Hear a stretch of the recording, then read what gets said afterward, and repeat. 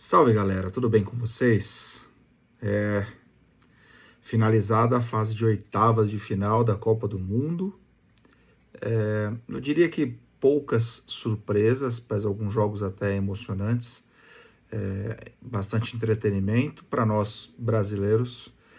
Um misto de decepção, resignação por não ver o Brasil nas quartas de final pela primeira vez desde 1990. Né? Muito tempo de Copa do Mundo para a gente continuar vendo e, sabe, aquela sensação de, putz, não quero mais saber disso, não quero... É um sentimento tão antagônico, né? Porque a gente está tão empolgado para que chegue o torneio e tal, assistindo tudo, é só o Brasil ser eliminado, a sensação é de, tipo, tira isso, eu vou ver um filme, uma série. É incrível, né? É o poder que a Copa do Mundo tem. E falando um pouquinho sobre o que aconteceu nas oitavas de final, isso aconteceu... Ela começou no sábado com Canadá e Marrocos. O Marrocos construiu uma vitória até que elástica demais para o que foi o jogo, mas venceu bem o Canadá por 3-0. O Canadá já conseguiu chegar nas oitavas de final pela primeira vez, né? Foi muito. O Marrocos no primeiro tempo sofreu um pouco, até foi surpreendido pelo um Canadá em cima, marcando, jogando, mas o Canadá não conseguiu traduzir em gol as chances que criou. No segundo tempo, o Marrocos, pelo contrário, foi muito eficiente. E em 3 estocadas fez 3-0, a primeira no comecinho do segundo tempo, depois no finalzinho abriu mais 2 gols ali, e aí, óbvio, contando com o Canadá se expondo, indo para dentro, tentar reverter, e acabou fazendo um 3-0 e tá de maneira legítima e merecida classificado para as quartas de final. E o Marrocos vai enfrentar a França, que no sábado também enfrentou o Paraguai, um ferrolho, os paraguaios jogando com todas as armas que tinham, tentando marcar, segurar, sabe, brigar. É a forma que eles encontraram de tentar parar a França e quase pararam, né? A França conseguiu um pênalti ali, para alguns um pouco duvidoso, sabe, um pênalti meio brasileira. Na minha visão, um pouco mais de falta de lucidez do zagueiro, porque o Doué estava cortando para trás, né, saindo da área com cobertura, não precisava ter deixado a perna no caminho ali. Aí o Doué foi esperto, o pênalti existiu, mas era tão fácil de ser evitado. Mbappé guardou, 1-0 França, e assim ficou. Os paraguaios reclamaram muito no final, porque provaram do veneno, né? A França começou a fazer cera, começou a brincar um pouquinho, fazer uma graça, sabe? Tentando jogar com o psicológico, que os paraguaios jogaram enquanto estava 0-0. Foi um grande jogo de competição, de cada um com sua estratégia, suas armas. Foi um jogo muito legal de se assistir. No domingo veio o Brasil, aquela expectativa, Brasil e Noruega, e o Brasil não jogou nada daquilo que estava jogando, perdeu um pênalti no início, perdeu chances claras, não marcou como devia, deu muito espaço, deu a bola para a Noruega, não subiu a marcação do ponto de vista de, pelo menos, de tirar um pouquinho do espaço, de pressionar ali o homem da bola. O Brasil simplesmente assistiu e depois de algumas mexidas no segundo tempo, o Brasil no final do jogo começou a dar um pouco mais de espaço, já não tinha talvez tanta pressão. Pressão não existiu em nenhum momento, mas deu mais espaço ainda para a Noruega, que pouco criou durante o jogo inteiro, mas quem tem Haaland pode fazer gol a qualquer momento. E a Noruega, numa estocada pela esquerda, cruzou, ele se antecipou, Gabriel Magalhães, cabeça 1-0. E aí o pior momento foi o segundo gol, aos 44 do segundo tempo, quando o Haaland pega a bola sozinho, um gol de churrasco. Fez o segundo gol, o Brasil ainda conseguiu reagir, Neymar fez o primeiro gol de pênalti ali, e acabou ficando, por mais que tivesse ali um minutinho e tal, depois aí acabou não conseguindo nada. O Brasil tá fora, eliminado, 2-1 para a Noruega, e aqueles questionamentos de toda vez que o Brasil é eliminado, questiona-se quem é o culpado, o que fazer, foi o pênalti, foi a chance, foi isso, foi aquilo, e o Brasil tá fora de mais uma Copa, vai para 28 anos sem vencer a Copa do Mundo. Pesado pro torcedor, pesado, pesado. E no mesmo domingo, México e Inglaterra fizeram um jogaço no Azteca, que até atrasou por causa de chuva, né? E a Inglaterra fez 2-0 rapidamente ali, depois dos 30 do primeiro tempo. O México diminuiu, para 2-1 e teve um jogador a mais, porque o Quansah foi expulso. A Inglaterra voltou se segurando e conseguiu um pênalti ainda com o Harry Kane fazendo 3-1. O México também conseguiu um pênalti, diminuiu para 3-2 com o Raul Jiménez.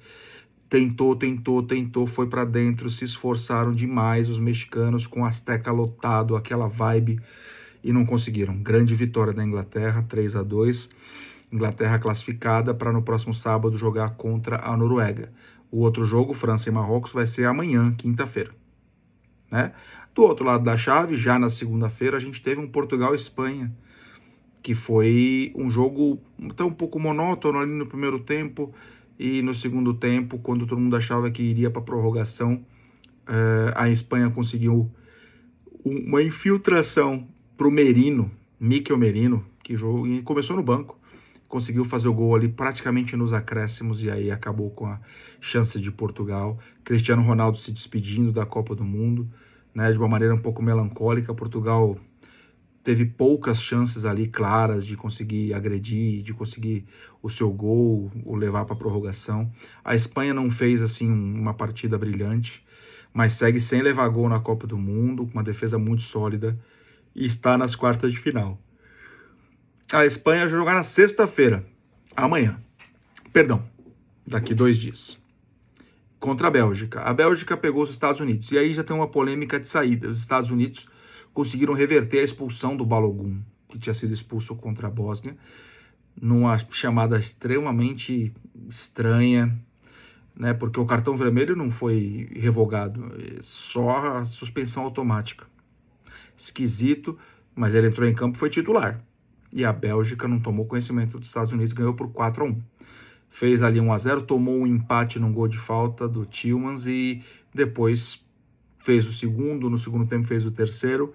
No finalzinho, perdão pessoal, no finalzinho o Lukaku fez 4-1, fez a dancinha do Trump ali e acho que se fez justiça, né? Os Estados Unidos tentou de alguma forma meio obscura ali conseguir alguma coisa, pensou que a Bélgica era uma mosca morta e a Bélgica resolveu jogar na Copa do Mundo. Começou devagar, empatou com o Egito, empatou com o Irã, aí venceu a Nova Zelândia, depois venceu o Senegal naquela virada espetacular e venceu os Estados Unidos agora e vai enfrentar a Espanha, então, na sexta-feira, valendo vaga nas semifinais. Então, de um lado da chave ficou França, Marrocos, Espanha e Bélgica. Do outro, Noruega e Inglaterra, e aí vieram os jogos de terça-feira. Começou com Argentina e Egito.